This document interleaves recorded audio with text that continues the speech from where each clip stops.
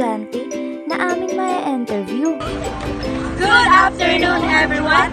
We are here at the New Barbacan Elementary School. At nang kami ay makarating, ay agad kaming tumungo sa guard upang makapag-logbook at para makapasok na sa kanilang paaralan. At pagpasok namin ay agad bumungad ang masasayang ngiti at pagbati ng mga estudyanteng nag-aaral sa New Barbacan Elementary School. Habang naghahanap ng ma-interview ay nakita namin ang mga ito. At sa wakas, sa tagal ng aming paghahanap ay meron na kaming nakita na maaari namin ma-interview at agad namin sinimulan ang aming pakay. Magandang hapon po. Ako nga pala si Marilyn Vicentero from DES Second Year. Nandito po kami ngayon upang interviewin ka. Ano po ang iyong pangalan, edad, grade, tsaka saan po kayo nag-aaral? Ako po si J.D. Dalbor Garanyo.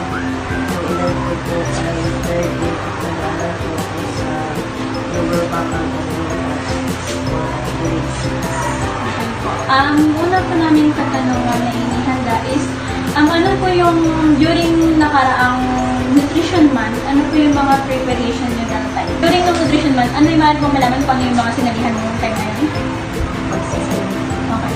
Nung pagsasayaw na yun, ano yung mga naging preparation nyo? Tapos? Ano po yung mga dinesign nyo like? Ano po?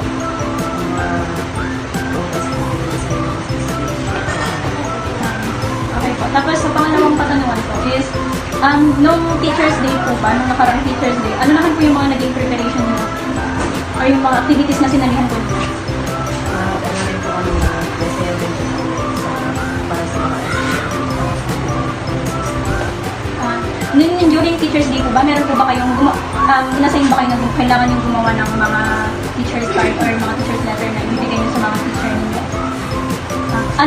Maaari bang malaman kung ano yung mga style ng paggawa mo nun sa teacher's card at kung sino po yung binigyan nyo ng teachers?